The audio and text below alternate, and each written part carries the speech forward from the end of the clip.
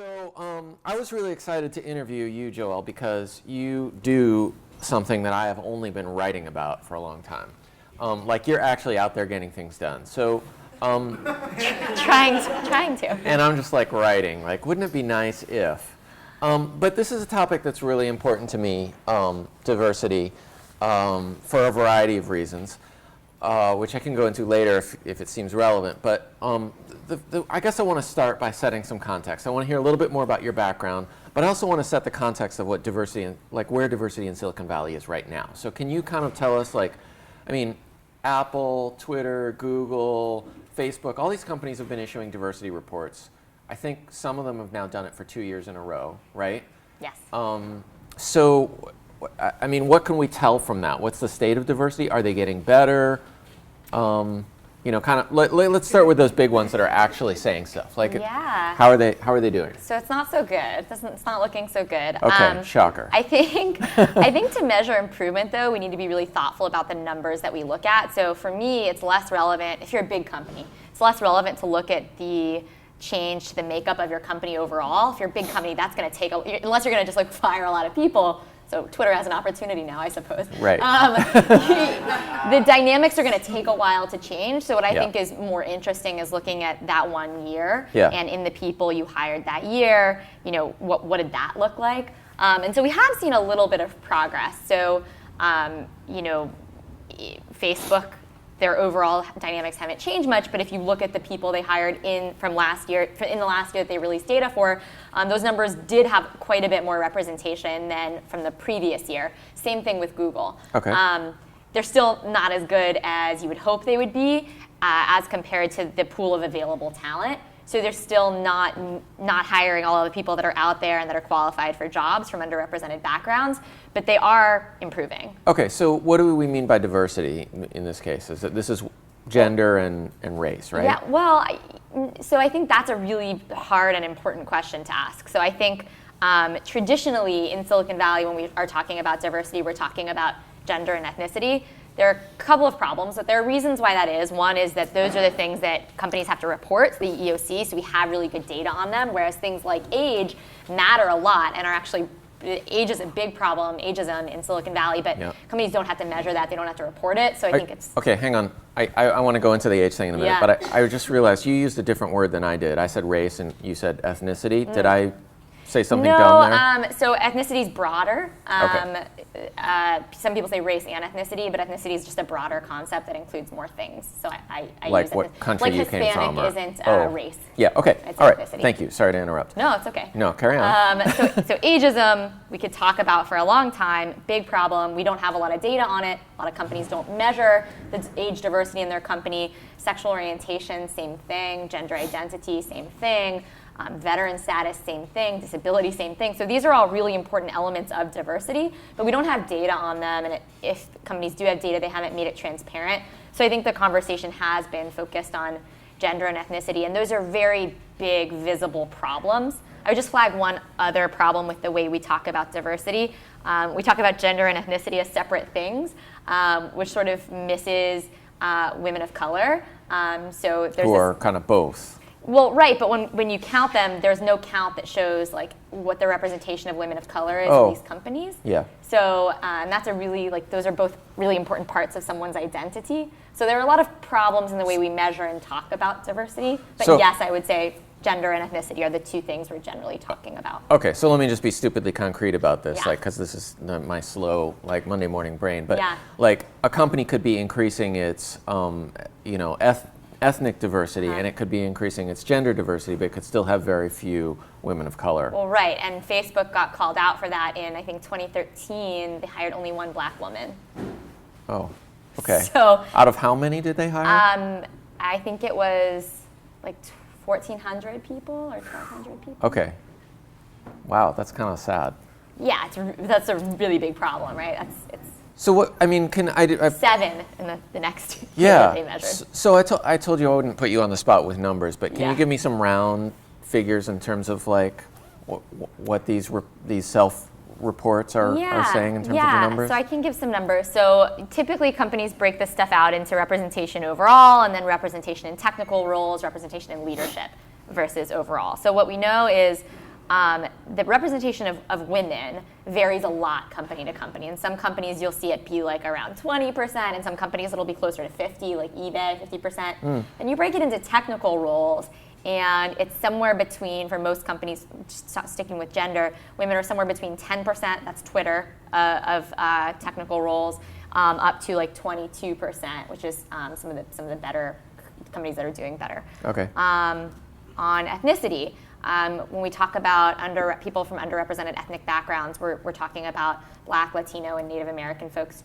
generally. Those are the measured categories. Overall, in tech companies, those folks make up between 5 to 7% of these workforces. Overall? Yeah. Okay. In technical roles, right around 2%. It's worth noting with that, there's a lot of talk of the pipeline problem. Right. Black and Hispanic folks make up about 15% of computer science and computer engineering graduates from top research universities. So that's the number kind of to look at. So wait, 15% are Black and Hispanic at major universities. Yeah, right? CS and computer engineering. Computer science, but then only 2 or 3% are winding between up 1 and 3%. in Silicon Valley jobs. Yeah. Where are the rest going? Tech. Well, I think that's a good question that we don't have a lot of research on. We have anecdotal evidence that some folks are going into technical parts of an org at much larger companies that are not out here. So you think about like Coca-Cola's, Target's, Walmart's, companies that Wall have Street. big hubs. Yeah. Yeah. Okay. All right. So let's talk about.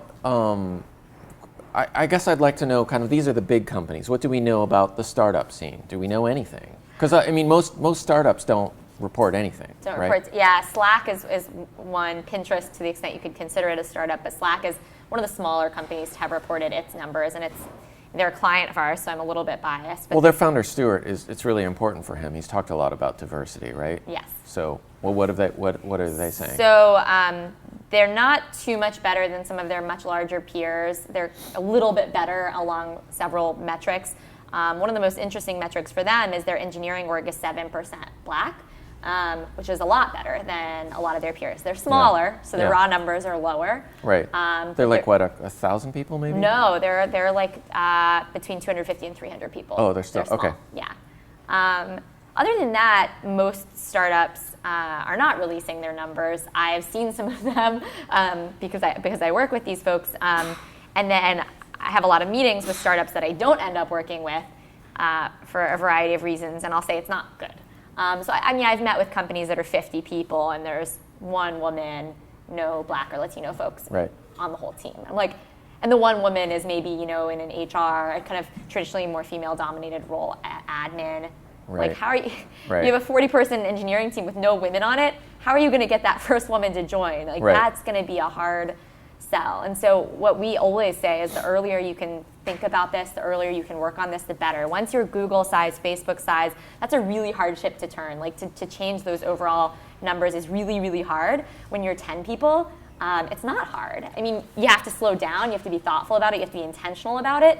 But if you get it right from the beginning, you will grow much more organically as a diverse company than if you start thinking about this when you're 1,000 people. So that's totally true, but let me just say from the perspective of the startup founder, right? Like these guys are thinking about starting up companies. They have a whole bunch of priorities in mind, right? Just actually creating a company that will survive is one of them, right?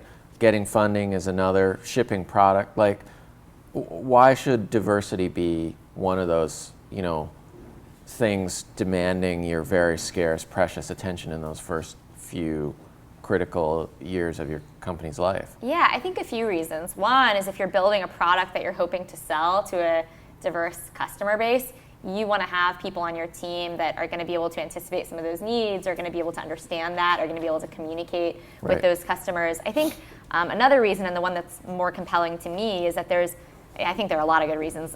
There's about a decade and a half of research that shows that diverse teams that bring together people from different backgrounds, and this has been studied in terms of gender, in terms of ethnicity, in terms of national origin. Research even shows that when you bring together people of different political affiliations, they create teams that out-innovate more homogenous teams. So if what you care about as a startup is solving a hard problem, coming up with a new idea, building a product that's never been built before, research shows that's exactly the situation in which you want to bring together people from different backgrounds who have different ways of seeing the world, different experiences, and that group is going to just out problem solve, think more creatively than a more homogenous group. Okay. So I think for a startup, it's like, you're in the position where this matters almost more than any other type of company. Yeah, so there's the market reason and there's the innovation reason. How difficult is it, though, to increase diversity? I mean, a lot of people will say there's the pipeline problem, right? Yeah. 15%, African American and Hispanic graduates of top CS programs is like, that's a significant number, but that's definitely way smaller than 85%, right? Yeah. Or if you're trying to target women, there's this whole idea that women keep dropping out. Yeah, they're about 20% of CS grads. Right, but there would be more of them if they didn't drop out earlier in high school or in middle school when they got fed up with whatever, right? Or social pressures or what have you, right? So how significant is the pipeline? I mean, well, so it's those numbers that you just mentioned. So I think certainly it would be much better if people were as represented in this pipeline as they were in the country overall, and that's a problem that I think a lot of great organizations are working on. But until we're not actually hiring the people that are coming out of that pipeline yet, and the numbers that reflect their representation. So, is it going to be harder to find people from underrepresented backgrounds to join your company as a startup than majority group members? Yeah. But is it worth spending a little bit more time to do that? I think absolutely. Mm-hmm. I think the problem is, one of the reasons it's harder is that when we have a startup, and I have a startup, we tend to hire through our own networks. Right. And we know a lot of research shows that people's networks tend to be quite homogenous, especially along racial and ethnic lines. So if you're focusing on hiring only through your networks, that's easier, right? You don't have to go out there and do any work, but it's not very likely to, that's one of the reasons I think it's hard. That's not going to bring you people from backgrounds that are very different from your own. So I think that, anyone that says there isn't some kind of trade-off in emphasizing diversity or prioritizing it, I think is maybe being a little bit dishonest. If you are, a white man, a white woman, you're going to have to probably put in a little more work if this is a priority to you. But I would say it's well worth it, both in the benefits to your business now, and in the fact that if you don't do it now, I guess one reason to not do it would be if you just think your business is going to fail. It's not going to matter. My business is going to fail. We're never going to get to 100 people. I don't really even need to worry about it. If you think your business is actually going to work, you want to think about this now, because you're going to have to think about it at some point to have a successful business. Okay. Well, maybe my business is focused on selling products to Silicon Valley engineers. Yeah, I actually think so many businesses are, because that's who's starting them. Which exactly. is part of the problem. I think the lack of diversity in the entrepreneurial ecosystem and in the venture capital world. I don't know how many more startups we need that wash and dry and deliver your clothes back to you, or deliver food on demand. Those are great, but you just need a couple. And then what about having companies that actually do something that makes the world a better place? I use those companies and I like that they exist, but I think that when we have more people starting companies, we're going to actually get better companies being started. Okay. More people from different backgrounds. I think that's a good argument. So what's the, I'm predisposed to like that, but let me play the devil's advocate here. So what's the, what about the founder? And this is a very common mentality in Silicon Valley, which is I don't have time for diversity. We're a meritocracy. I'm going to hire the best person for the job, and I don't care if they're white, brown, or purple, right? Or whether they're male or female, or how they identify, or what they do on their hours off. I'm going to hire the best person. Yeah, I hear that a lot. It's so funny. I don't even know where to start with that sometimes. People say I'm a meritocracy. I think a lot of people believe they are. They're wrong. It's certainly a huge, huge theme here, right? Yeah. But I'm trying, people are trying to be a meritocracy. They think they're meritocracies, right? It's not like they're saying they're meritocracies and they're secretly letting their friends in the back They door. are. That's exactly what they're doing. Oh, okay. That's exactly what they're doing. No, that's exactly what's happening. So let me start with, there was a study done a couple of years ago by a renowned sociologist. It's called the Paradox of Meritocracy. And what he finds is that organizations that rank themselves higher in terms of believing themselves to be purely meritocratic are more influenced by bias in organizational decision making. Similar study in the psychology context that finds that individuals that rank themselves higher in terms of believing themselves to be purely objective thinkers are more influenced by bias in decision making. So Paradox of Meritocracy. That's weird. Professor Castillo, look it up. But what we know is that when we believe that we have created a meritocratic system, when we believe we are purely objective, it actually makes some sense. We stop noticing all of the ways in which decision making isn't meritocratic. And then if we assume we're a meritocracy, there's no work to be done in trying to make objective decisions. So, I mean, it isn't meritocratic to hire people only through referrals. It makes sense to do that. It's easier. That's a different thing than saying it's meritocratic. The best person doesn't win when you only have 10 people to pick from, or 20 or 30 or your own network. Similarly, like if you take a look at the way that tech companies conduct hiring processes, most companies have like really subjective, really ad hoc processes for evaluating people. And if you know anything about unconscious bias, that is a recipe for hiring someone like you. Really common cognitive bias called similar to me bias, which is that we tend to prefer people who are like us, which could be they went to the same school as you went to, they grew up in the same town, they have a similar accent.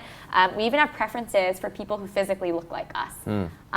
So unless you create a really objective, evaluative process for hiring, it's almost certain that unconscious bias is going to influence the hiring decisions you make. Well, so tell me more about that, because like Google, for instance, has a famously rigorous application process, right? You have to go through like 10 interviews to get a job at Google, and each one of those managers who's interviewing you has, you know, things that they have to fill out and specific questionnaires. They ask you all kinds of what supposedly objective questions. I mean, they're brain teasers or whatever, like how many tennis balls does it take to fill up a school bus?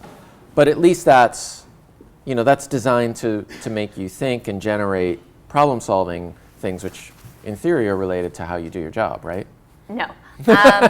No, but it's a really important question. Google used to interview that way. They actually changed their interviewing process about 3 years ago. And Laszlo Bock, their head of people, has written a book and a lot of articles about how the way that they used to interview, how many tennis balls would fill in a 747 or whatever, was totally not a valid way of interviewing. They don't do that anymore.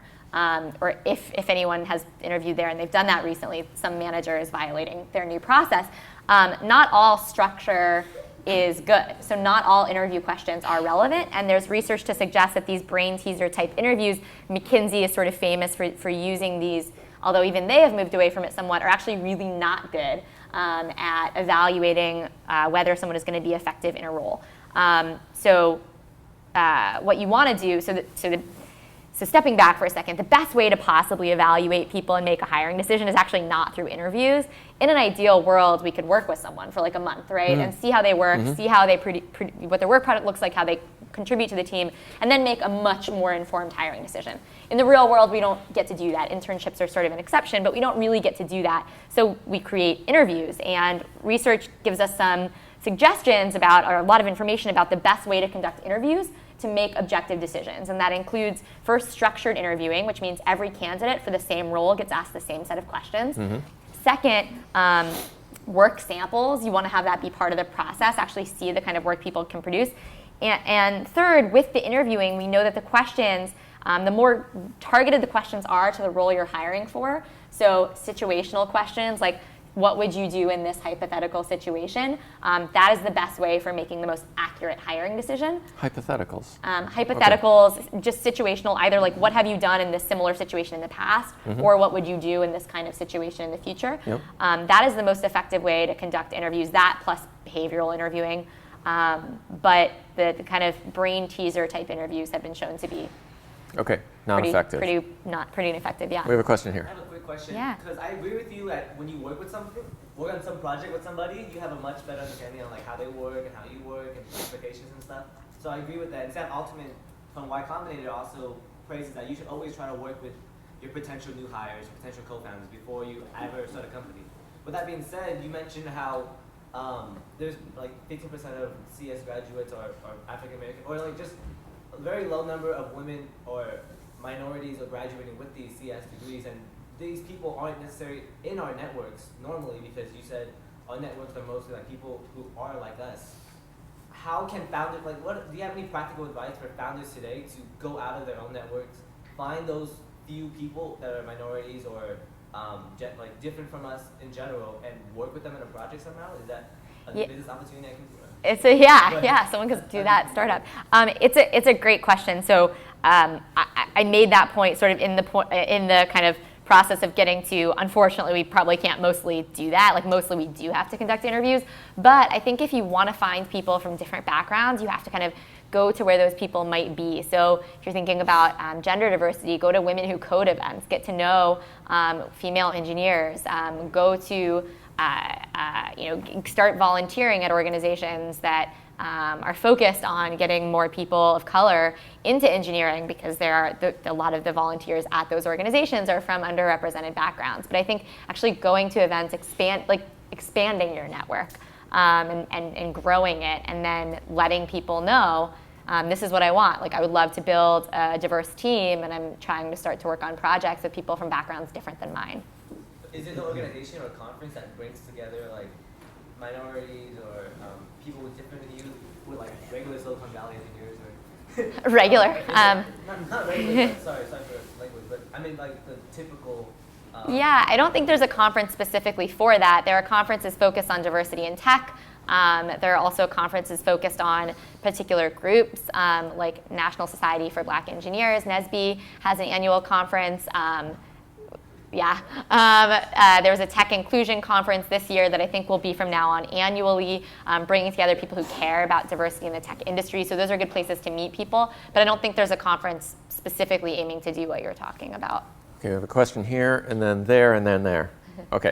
I just had a question that will hope like a very candid response, just in terms of like the downside of these diversity conversations. And the reason why I'm saying this is because usually these conversations, people either roll their eyes or they're just really uncomfortable with this, because there is a downside I perceive of these conversations, because you look at diverse people as quotas, and not actually the purpose of having them in these organizations. Like for me, if I walk into a room, you immediately can recognize I am Black and that I am a woman. It takes time for you to recognize that I have an Ivy League background. I've done very well in my career and all the things I've done to actually be in this meritocracy, to actually earn my place. And these discussions are constantly about the quotas and how to be the best marketing company for having diversity. And so I just wanted to know your objective and candid response as to the downside of these conversations, to have a better quality conversation about this, because it really actually hurts us in the long run. It's almost like this conversation for getting to Ivy schools, the meritocracy of affirmative action versus legacy applicants. Both has an upside to get into an elite institution, but no one talks about legacy applicants and how they get in versus affirmative action as an example. So I just want to hear any of that. Yeah, I think that's a really good example. I mean, I think a lot of this is about the way we have the conversation. I don't know of any company that actually has quotas. I think it's funny when people think that people from underrepresented backgrounds are getting into companies because of some kind of affirmative action or quotas. I think it's actually the opposite. I think majority group members get a lot of affirmative benefits from having friends and networks with these companies and have an easier path in. So I think when people from underrepresented backgrounds get in, they've actually overcome more hurdles.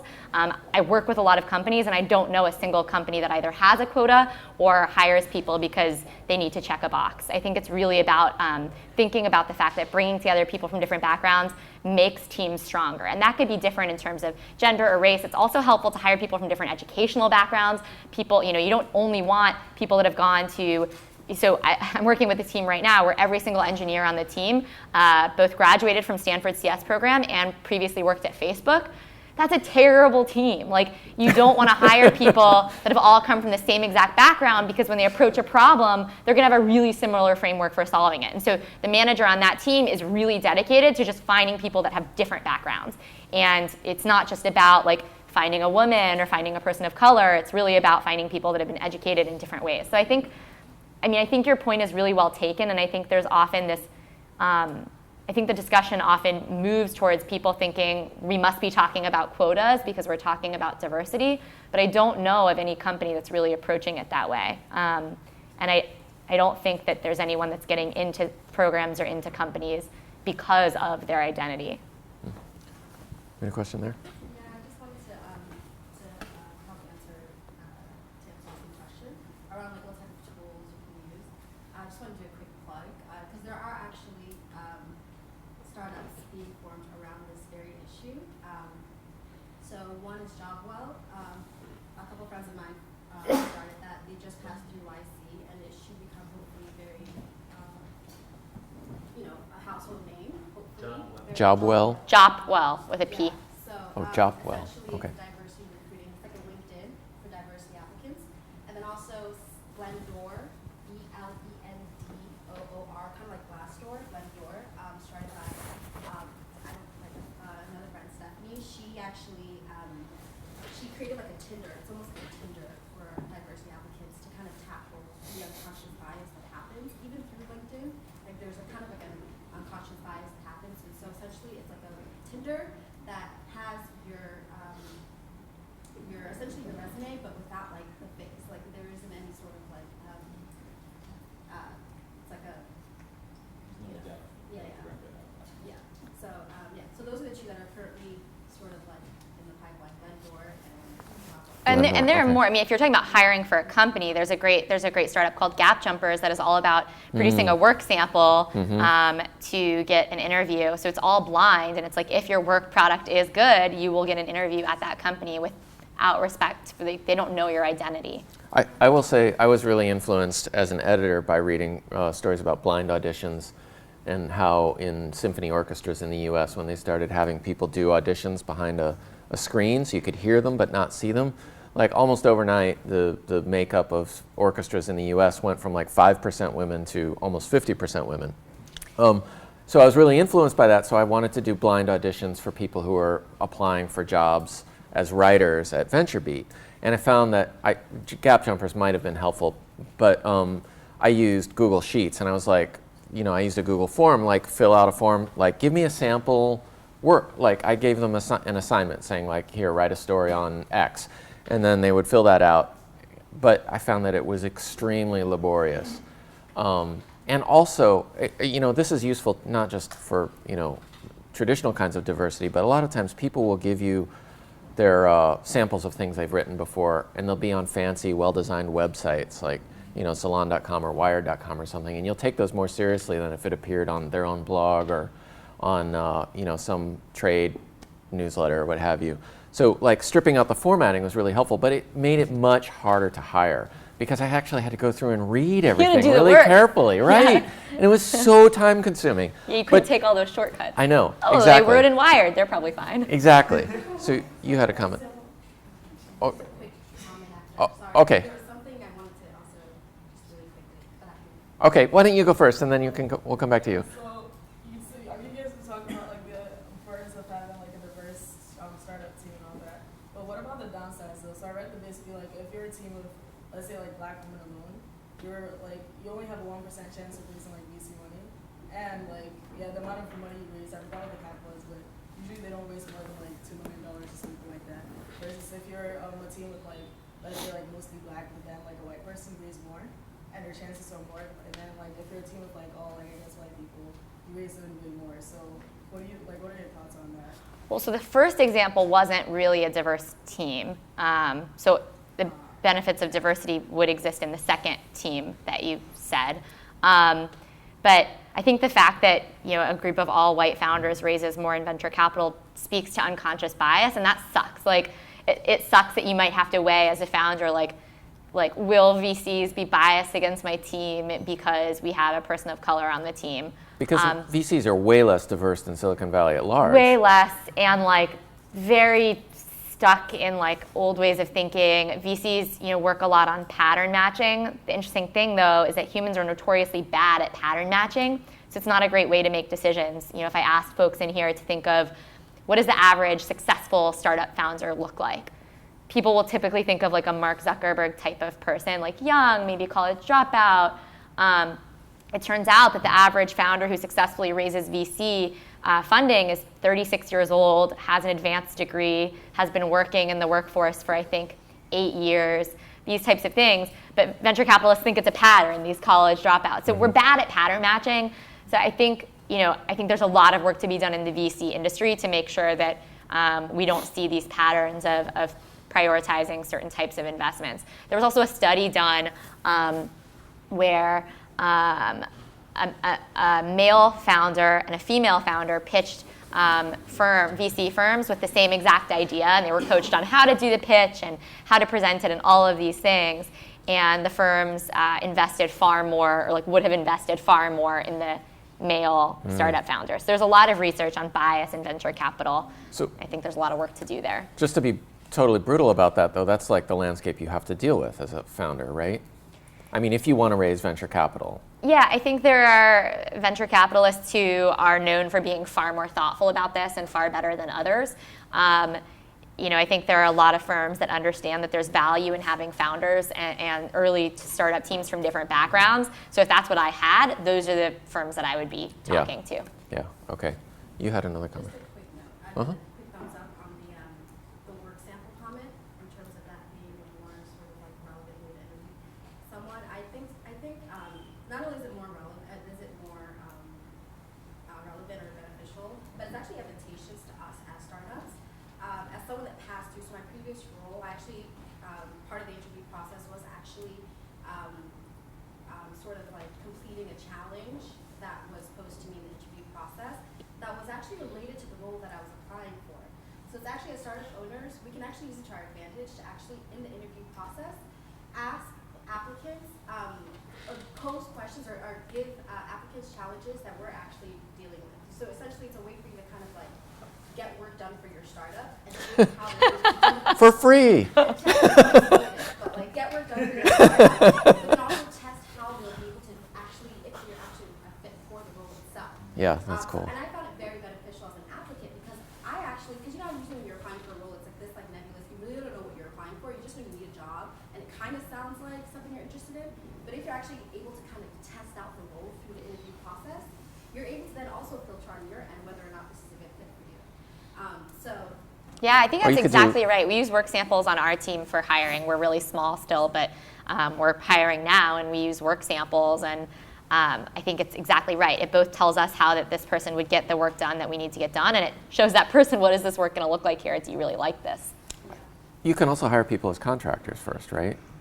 Or does that cause legal legally problems? or strategically? Strategically, yes, but the problem is contractors, the law defines what is a contractor versus what is an employee. So if you're directing their work, if you're doing these things. I guess what I'm saying is that if I want to try people out, I could go through an interview process and then hire 10 of them to do specific projects. Yeah. Right? And then the 2 that are the best, then I hire on permanently. Yeah, you could do that. Okay. So it might be a lot of work to manage that, but you could do it. Yeah. You got a comment? Now, I've heard, this could be incorrect, but I've heard that there's considering H-1B visa differentials, and I was curious about your experience in advising on these kinds of hiring circumstances, because you could theoretically get someone from another country, another perspective, but I've heard that there's a 20% or higher differential in the pay scale of someone who was brought in on H-1B versus someone who's hired locally. That they're paid more? The person who was hired locally would be paid more. Right. H-1Bs are that's cheaper, true. yeah. Okay, so have you ever advised on those kinds of ethical different So say more. What do you think the ethical challenge is there? Well, I mean, you're hiring a person for the same job. And paying them less? And paying them less, Yeah. right? And it's kind of taking a lane that is open and that is supposed to be, okay, let's bring in folks from other walks of life or entirely different countries. In this case, entirely different countries. Yeah. But then you're still getting paid a totally different wage for the same job. Yeah, I think that's problematic. I think paying 2 people that are doing the same job different amounts, even if the market makes that a logical choice, is problematic. So I haven't advised on that, though. I try to steer clear of H-1B things because there's so many legal implications, and I'm not an immigration lawyer. But ethically, I think that's problematic. So we have another question. About economic evidence of the benefits Yeah. So I would say like the economic evidence is actually a lot of people would say not so compelling. So there's a lot of research that shows correlation between companies that have diversity like in senior levels or on their boards and financial success. All of those studies are correlation, right? Not causation. So it's like that could be, it's kind of chicken and egg. Like maybe they were doing well, so they could afford to go bring in people with different backgrounds. Who knows? The research that I find really compelling is this research done on small scale teams that shows that teams that have more diversity out-innovate homogenous teams, but that research hasn't ever been translated to a company level. And I think there are so many counter examples, right? Like Google is not super diverse, it's incredibly successful. Apple the same, or you look at companies in other countries that don't have people, you know, from different backgrounds. So a lot of people point to a lot of the Japanese companies, say, well, they're successful. So I think we have so many anecdotes to the contrary that I think you might have to be inspired by something more than that research to care about this. So, you know, I think the consumer logic is a really, really important one. So there was an example that I heard recently, and I don't know the whole story, but it was like J. Crew, and they were doing, not J. Crew, Old Navy, and they were doing a big advertising campaign in Mexico using a soccer player. And it turns out that the player they picked was like not cool in Mexico. And like they didn't have anyone on their team to advise them about that apparently. And so the whole thing was like this multi-million-dollar campaign that was a total flop because they picked the wrong soccer player. So I think there are a lot of reasons why having people from different backgrounds, especially when you're selling to those groups, is really important. But I don't think the evidence is so overwhelming, and there's certainly no evidence to suggest that you will fail if your team is homogenous.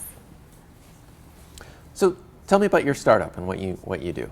Yeah, so we're not a tech startup, we're a consulting firm, and we advise innovative companies, mostly technology companies, on how to build more inclusive culture so that they can more effectively recruit, develop, retain people from all different backgrounds. And so we take a really social science heavy, data-driven approach. My partners, everyone else on my team besides me has an advanced degree in the social sciences. I have a law degree, it's not as relevant. But what we do is we use data to understand where the barriers are coming into play. So for example, on the recruiting side, what we often find is companies say, oh, we don't have anyone at the top of our funnel, we're not bringing anyone in. We look at their data and we say, yeah, you do, yeah, you are. Problem is, they're not passing through this one stage of your process. And when we look at written interview feedback, we see that there may be some kinds of bias that are preventing you actually from hiring these folks that you've brought into your process. Or we'll look at what's going on in a company internally and we'll see that, hey, women are advancing far more slowly than men throughout the various stages of your company. That's interesting. Or, hey, women's performance scores are, you know, on the whole, like one level lower than men's across your company or across a particular org. So we want to figure out where the specific barriers in any given company exist, and they differ company to company. And then once we know what those are, we draw on social science research in fields like psychology, organizational behavior, sociology, to design tools and interventions and strategies that can actually move the needle specifically where we've identified that barrier. So if the barrier is in a particular type of interview you're conducting, we're going to make small changes to actually shift the way that you conduct that interview to produce more objective outcomes.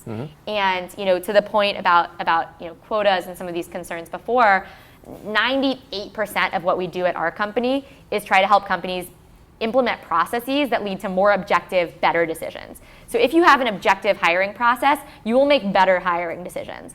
Disproportionately, you will hire more people from underrepresented backgrounds because those are the people who are being most harmed by your ad hoc, subjective, flawed decision making.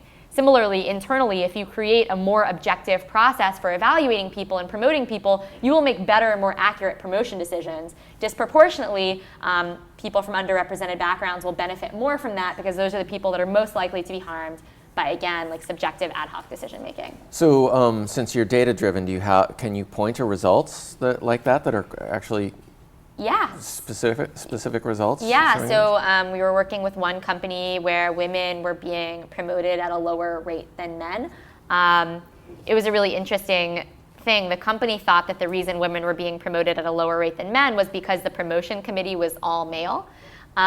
Which doesn't seem good. But we looked at the data and we found out that that actually wasn't the problem. Once women were being considered by the promotion committee for promotion, they were promoted out of that committee at the same rate as men. Problem is they weren't being nominated to the committee by their managers at the same rate. So we had kind of an interesting challenge. It was like, okay, all male promotion committee isn't contributing to any disparities, but like the optics of that aren't good, and it seems unfair that all of the decision makers in this company would be male. But where the real problem is who managers are nominating. So we rolled out an intervention to managers to communicate more clearly like what the criteria were for promotions, that we knew that they were less likely to default to unconscious bias and more likely to rely on very clear level descriptions about when someone on their team was ready for promotion. And we also changed the makeup of the committee because, again, like it doesn't seem fair to have all of the decision makers be male. And we closed the gap. So at this particular company, after those interventions, the promotion rate was exactly the same. I'll want to see it one more cycle to make sure that it persists. That it sticks, yeah. But were those controversial changes no. in the company? Everyone I was mean, like, cool. Everybody was like, cool. I mean, the good thing is, like, again, so everything we do is about enabling more objective decision making. So it's not like anyone thinks this is going to result in any unfair outcomes or women being promoted who don't deserve to be. All we're doing is clarifying what it takes to be promoted, and then creating a promotion committee that better reflects the makeup of the organization. These are things that fundamentally seem like good ideas and fair, Very hard more to fair argue. processes. Yeah. What kinds of companies do you work with? Mostly high growth startups. So companies like Airbnb, Pinterest, Slack, Udacity. Those are some of our clients. We're also starting to work with a couple of much larger Fortune 500 financial services companies, and there's a lot of differences there. But with startups, what it's really about is getting all of the processes in place that will actually make their jobs easier. So once you're, let's say a 500-person company, if you don't have like a good process for the way you interview, we're going to help you create that, and that's just something you need as a company anyway.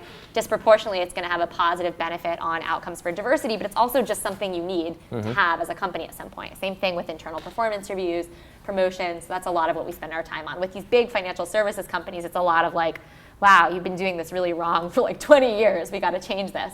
But with startups, it's great. It's like you haven't been doing anything. All we need to do is help you create these things. I suspect you might find that, well, a little more resistance and controversy at the big Fortune 500 financial companies. It's such a pain. Yeah, I mean, it's resistance, but it's also so bureaucratic. So every decision needs to be checked by like 30 people. Yeah. Whereas in a startup, you have like a CEO or head of engineering say, yeah, let's do that, and then you can just go do it. Now, you were practicing law before, right, Yeah. in this field. So what you were doing? I was suing equal companies opportunities. who got this stuff wrong, Oh, okay. essentially. And now you're helping them avoid suits. All right. Why'd you switch? That sounds fun. It's not. Yeah, it kind of sucks. Like, so if you're litigating, is anyone here a lawyer? Making a career change? All No right. lawyers? So Okay. if you're litigating, what happens is you're representing one person, and in the course of representing that one person, you find out all of these shitty things the company's doing, like that are resulting in all of these disparities. And then if you have a good case, and all of my clients had good cases, it settles, and what that means is that person gets out of this bad situation, but you leave behind hundreds or thousands or tens of thousands of other employees that are at this same company that has all of these flawed processes. Because the settlements don't include, like, you have to fix this. Very rarely. Yeah. Very rarely. Or even if they do, it's like there's very little follow-up. So it's really hard. So for me, I was getting really frustrated because I was suing tech companies and other companies and seeing like, company X has no written process at all that determines the way that promotion decisions are made.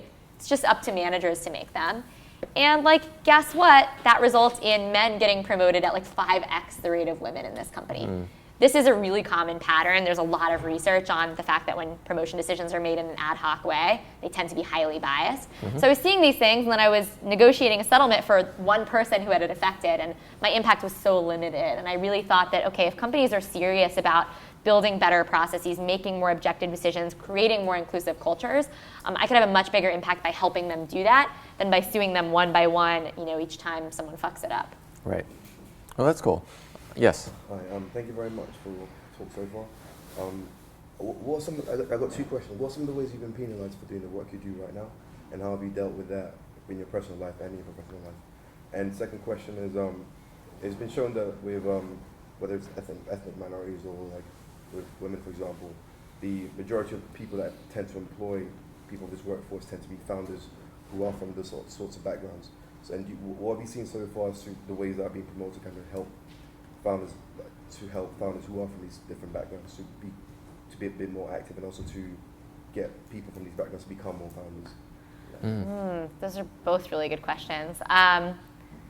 I'll start with the second one. So founders from backgrounds that are underrepresented, like how can they get more involved in helping build this? Yeah, and how can we get more people from these backgrounds to become founders? Because they tend to employ people from a diverse backgrounds in general. Yeah, they do. It's true. I think one problem is that a lot of founders tend to come from tech companies. And so this is one of my goals with the work we're doing, if we can help tech companies see the value in people that they're not currently hiring, get those people in, I think those people are going to be more likely to become founders because you've had access. I think like the venture capital world needs to do a better job. I think, for example, connecting to groups from underrepresented backgrounds and saying we're interested in funding not just white men, we're interested in funding different types of people, so reach out to us if you have an idea. I think the research that we have scares a lot of people away because we see like VCs are more likely to invest in groups that don't have people of color on those teams. And so for VCs that actually care about this, they should say the opposite. Say like, we want to invest in all types of founders and we're going to be actively looking for founders from different kinds of backgrounds. And there are a couple of firms that have started to do that a little bit.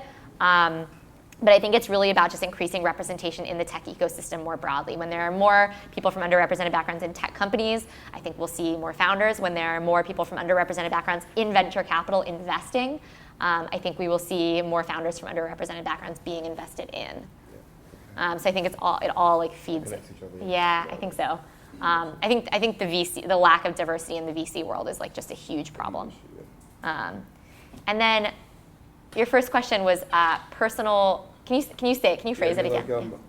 Because a lot of people face this issue, but you're dealing with it like this called head on. Yeah. So we deal with it in different ways, right? And I'm sure you've been penalized for it in your own, whether it's in your professional life or your personal life. And I don't know what are some of the ways you've been penalized for doing what you're doing right now, I suppose. And also, how have you dealt with that? Because it's a different challenge that everyone faces necessarily.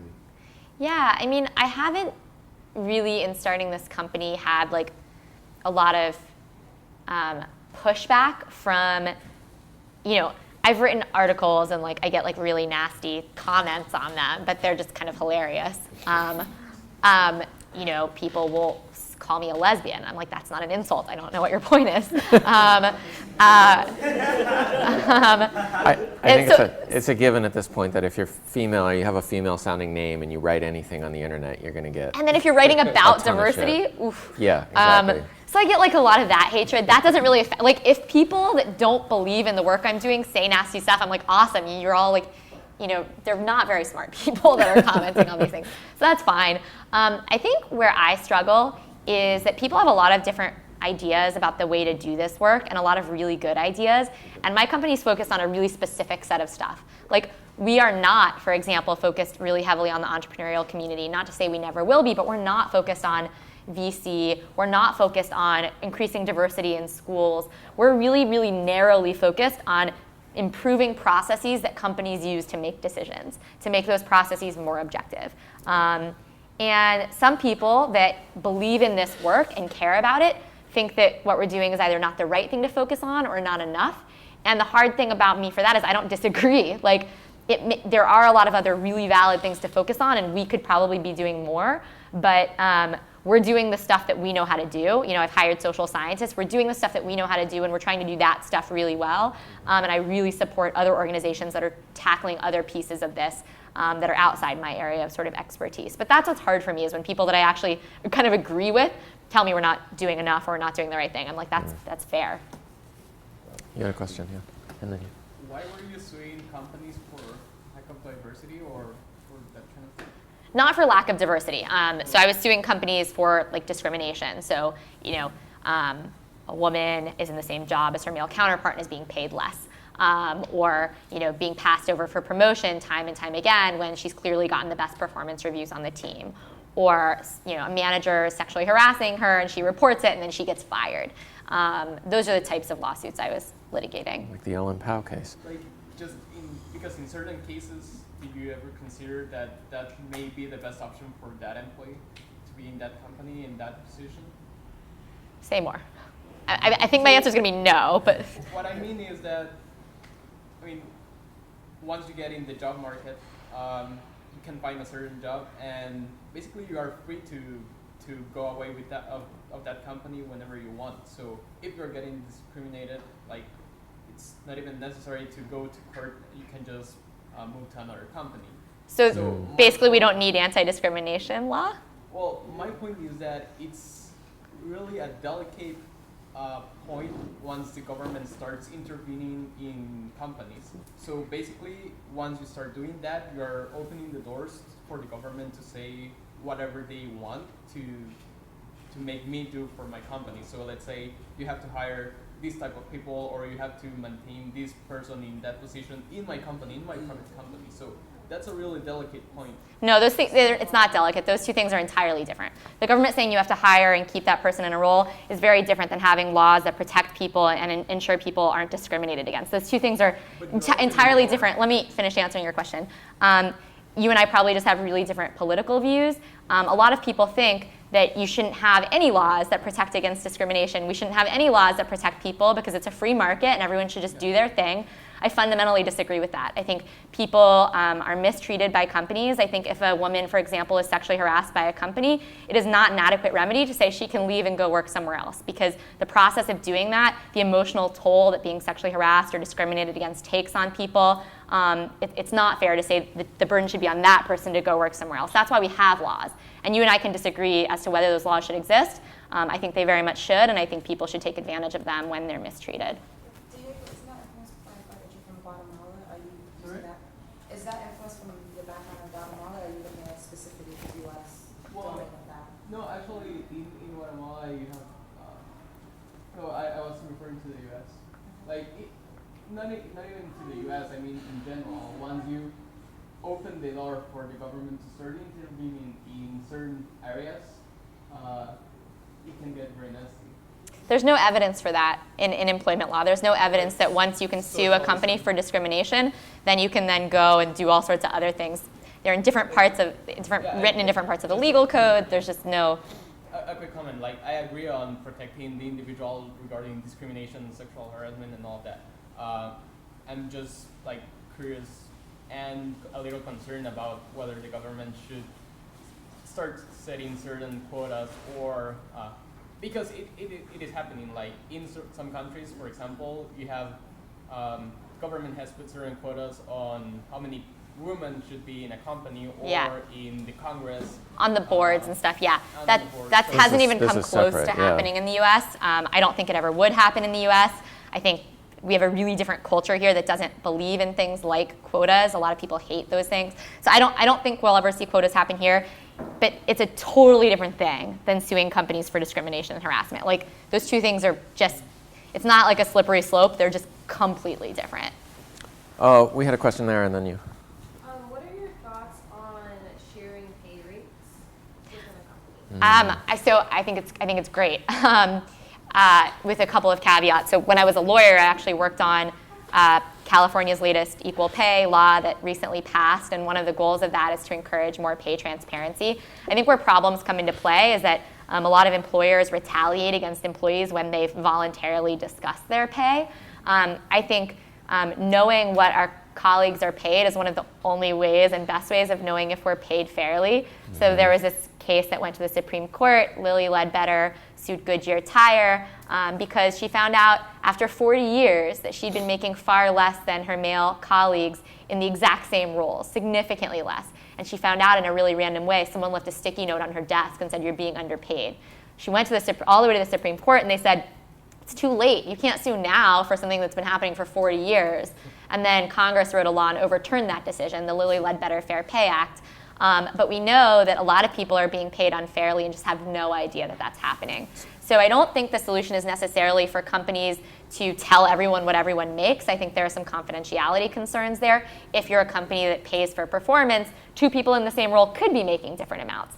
But I think some companies are trying to solve this with having pay bands. So once you are at a certain level, like you're in this band and there's a range of what you should make. But I think at a minimum, employees should be able to discuss their pay with one another without fear of getting in trouble from the company.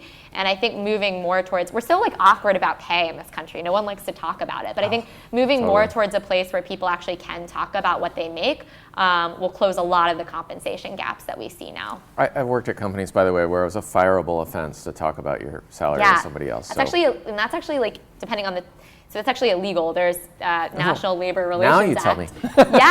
Yeah. But so many companies, it's against the law, and yet so many companies have these rules in their handbooks that say you can't talk about your pay. And there's like a federal law that says you can't have a rule like that. That's good to know. Interesting. No, just speaking of pay, like, so when you litigated people, these companies, when a woman was making less money than the male counterpart in the same role, and say you won the case, now she has to get paid the same amount. How does that affect the culture? Like, doesn't she feel kind of like she had to earn her pay, like kind of thing? And then, like, I'm just thinking like her point of view, like, is she just like back in her normal company role? Like, does she feel the same way? Like, what's the aftermath of that? Yeah. So I think like it depends. The culture probably depends a lot on whether this is a class action, which equal pay cases often are. So every woman in a particular organization has been paid less. That's something where it's just like a way bigger deal. Everyone knows that it's happening. If it's me as like a single individual person, keep in mind that not everyone in the company knows this is happening. But for the women that I've represented or worked with in equal pay cases or even in discrimination cases where they end up staying at the company and there's some sort of change made, they feel a lot better. They feel like, I finally feel valued. I finally am being paid what, I found out that this guy that is my colleague is being paid. It's like people finally feel like they're being treated fairly. But some people that face discrimination decide to leave because, pay me back pay for all of these years that you hadn't been paying me fairly, but I don't want to keep working here. So I want to turn the discussion a little bit back away from litigation, back towards strategies and startups and stuff. I want to ask the flip side of what you asked, which is, how do you get more people like me, who are like white male guys who've been working in Silicon Valley for 20 years, to care about this? Because, I mean, they're filling the ranks of companies like Google and Facebook and, Microsoft and, outside the Valiants, Amazon, right? So, like, how do you get people like that to care? Yeah, I mean, I guess I do it a lot in the one-on-one work that I do with companies, conversations I have with CEOs and with heads of engineering.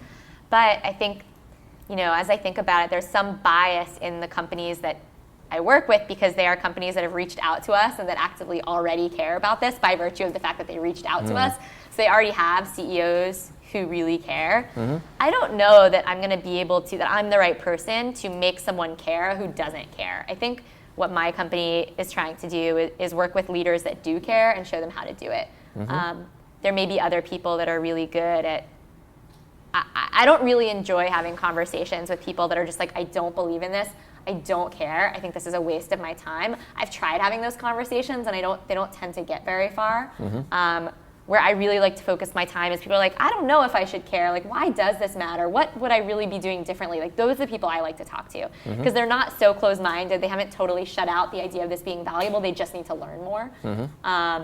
For people that are in that 10% of just not caring, I don't know what to do. But for people that are right here in the middle, I think it's actually like talking about the impact this can have, how it can benefit your business, the fact that the things that you need to do to create a more diverse and inclusive company are completely aligned with the things that you're going to want to do anyway to create a better company. Yes.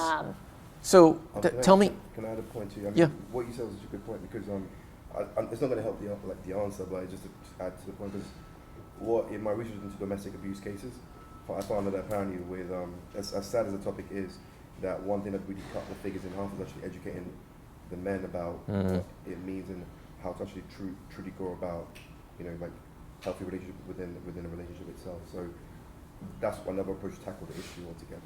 Yeah, and we do a lot of education and awareness raising stuff. We do a lot of workshops on unconscious bias and how it affects our decision making. So we do that a lot with companies, and we find that people that just didn't totally get it before start to understand. So that's cool because I mean a lot of these guys are unlikely to go to a diversity conference on their own, right? Until they've reached the point where they're already like, I know I care about this and this is important. So if you can bring those workshops to them, like that's good. Yeah.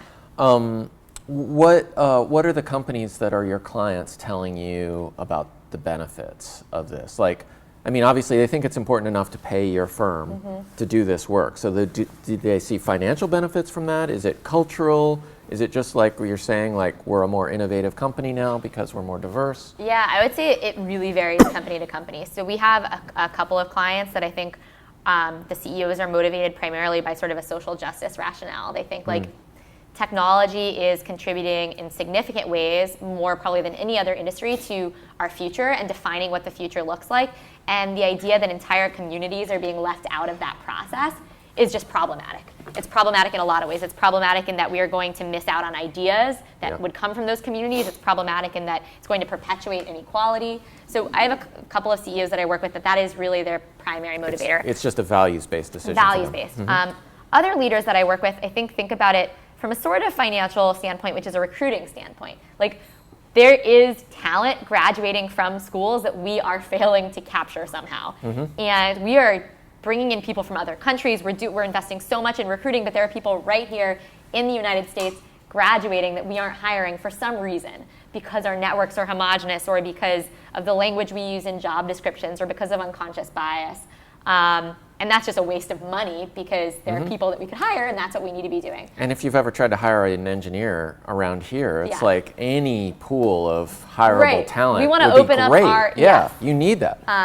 So we want to open up our doors as wide as possible, and we realize that although that's what we thought we were doing, we actually weren't. You know, it's not a huge surprise that if your website, your career page, shows all white males, white women and people of color are going to be less interested in applying for jobs, because they might question whether they fit in there. There's a ton of research on that. So there are small things we're doing that we don't realize we're doing that are shutting people out. And so a lot of our clients work with us for that reason. Like, how can we make ourselves really the type of inclusive culture that we've always thought we were, that we want to be? And then I think there's a third set that are motivated sort of by the financial reasons we talked about before: innovation, understanding their users and their consumers. And Okay.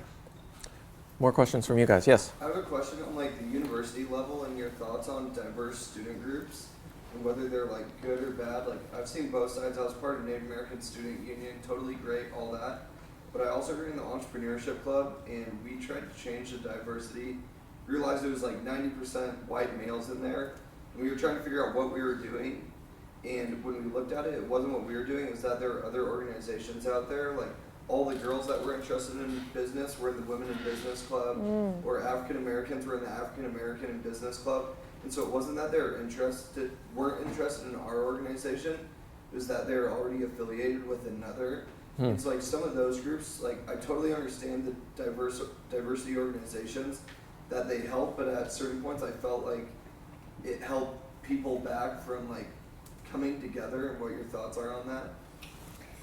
I've never actually been asked that question before. I think it's a really, really good one. I think I've been asked the question in a slightly different way, which is I've been asked by women of color whether they should be in the women's group in their company, or what, the group, Latino group or African American group.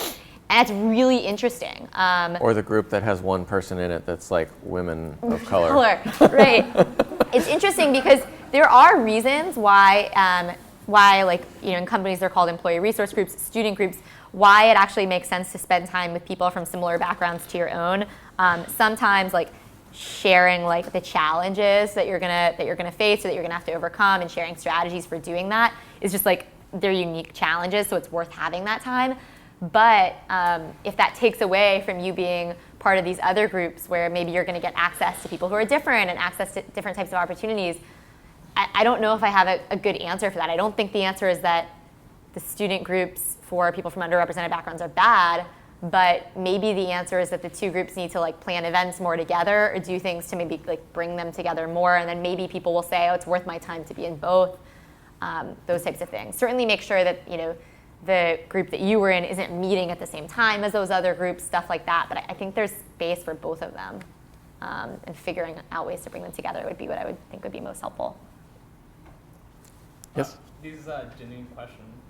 Can you help me understand the difference between diversity in regards to personal characteristics, like say ethnicity, age, gender, with diversity in terms of different background, divergent thinking, and just different thinking view in the same like personal characteristics. Because for me, I don't really care about diversity in the sense of personal traits. I do care about like people having different views of mine, but people that I can like. If I'm building a company, I'm building my team. I want people also. I also want that subjective decision making. I understand like the objective of people actually being able to do the job, but I also like the subjective decision making because there are people that I'm probably going to have more synergy to work with, and actually it's going to be better in like my perspective of building my company to the vision I want to achieve. So can you help me understand like what's the difference or what are the pros and cons of that kind of diversity versus the other one? Yeah, I mean, I think diversity of thought, which is essentially kind of what you're saying, diversity of perspective, diversity of thought, or skills, educational background, diversity of background that's not demographic, let's say, is also super important. I think, one thing I think people sometimes do is they separate the two, like they're always different and they don't ever align, but the experience of growing up in a different country or growing up as a woman or growing up as a Latina woman in the US, these are all differences that very often give people different perspectives on the world. That doesn't mean that, I think if you were to ask like, who is more diverse, like a woman and a man that graduate from Stanford the same year and grew up in the same neighborhood, or two men, one who went to Stanford and one who grew up in the Midwest and went to a totally different type of school, I don't think like we could measure or value like what is more diverse than what other thing. But I think, as a founder, you have to decide like what matters to you. How are you going to assess diversity of thought or diversity of skills or diversity of perspective? For me, those things matter, as does demographic diversity, because I think that when you bring together people from different demographic backgrounds, those people do have different life experiences that are really, really relevant and contribute to the way that they do work. So I think both are important. I have a question about age diversity, which is why do you think that's age is not measured in the statistics that are being reported by these big companies, and it's often not brought up in discussions. Why is that? Ageism is such an interesting thing. You will hear people say stuff about people over, let's say, the age of 50, but people that are older than the yeah, I mean, like Mark Zuckerberg has said that, Paul right? Graham, you'll hear people say stuff Vinod that they Khosla. won't say about other underrepresented groups. Mm-hmm. Young people are smarter. Yeah. This is the classic thing. It's so interesting. I don't know if we feel a little bit freer saying stuff like that because we know that we will all be older one day, and so we don't feel like we're discriminating against some other group. Like, I'm going to be older too, so it's okay to say this. I don't know, but it's really weird. You'll hear people just say objectively ageist stuff. Also, Vinod Khosla said something like that, and I'm like, dude, you are actually kind of getting on there in years yourself. But No comment. That's so funny. Yeah, people that say it are not always like super young. Exactly. Which is interesting. But maybe that's why, that. Of course, you feel like you can say that then, right? Mm-hmm. Like you feel like, I fit within this group, so I can say this extremely offensive thing. Silicon Valley is interesting. It's one of the few industries that I think does not value experience, and I think a lot of companies would be wise to think more about the experience people have had, especially in an industry that's like Silicon Valley that goes through cycles. Mm-hmm. It would be very helpful to have someone who'd been through a similar cycle before and could see like, okay, this might be where we're headed. Here are some of the things we might need to do. I think until we start to have measurements around this stuff, it's going to be hard to talk about the nature of the problem of age bias. Yeah, I mean, it's also sort of the nature of technology is if technology is changing over so quickly, 10 years go by and like development tools are totally different, architectures are different. Like I don't know. That may be built into the thinking, right? We have 5 more minutes. Okay, more questions. Here's somebody who hasn't asked yet, and then I'll come back to you. We probably have time for one last question, I think is the way it'll go. Just one question then. Okay. Sorry. So most of us, or I guess all of us, have a blank slate in order to, we have a blank slate to increase the culture of diversity. What's your advice on because we have a blank slate, what's your advice to... Because you're all starting new companies, you're saying. To get away from not necessarily meritocracy, but since, for example, example, if I put a job posting up saying my startup is hiring, like in Silicon Valley, maybe 95% of all people that inquire about the job is getting emailed. So how do you change that? Yeah, I would think a lot about the language in your job description. A ton of research suggests that the way job descriptions are written, the language you use, can have a significant impact on the diversity of the applicant pool. So, words like rock star and ninja have been shown to turn off female applicants. Female applicants are far less likely to apply to jobs that say those things. Hard driver, party culture, like some of these types of things are just really unappealing to certain types of candidates. So thinking about creating a job description that is like, be really careful with your words. There's research online that can show you how to do this. There's also a startup called Textio, and I think they have free trials, and you can input your job description, and it'll note some of these problematic words for you based on machine learning. Like they've actually shown this will lead to fewer female applicants. And then explicitly stating on your job description either that you're an equal opportunity employer or that you actually value building a diverse company. Our job descriptions say that. So do a lot of our clients, like Pinterest, actually say that like we value having a diverse team and are an equal opportunity employer, something like that. Research shows that small statements like that increase significantly the diversity of the applicant pool. So those are two things. And then the third is to try to go outside your referral network or grow your referral network so that it's not only people who have backgrounds, educational and whatnot, similar to yours that are even seeing your job description in the first place. If you use language like that, like we're an equal opportunity employer, are you incurring a legal obligation, or is that just No, you already have a legal obligation as an employer to be an equal opportunity employer, so you're just stating the It's just fact. stating the obvious. Yes. Okay. Yeah. No, you can't discriminate anyway, but this is just like telling people we know that. Okay. We're not going to do it. So, all right. So I always thought that was like a formula that meant we were like a special kind of No, different no. company or something. Okay. Unfortunately, that's all the time we have. So everyone, please put your hands together and thank Joelle. That was really good.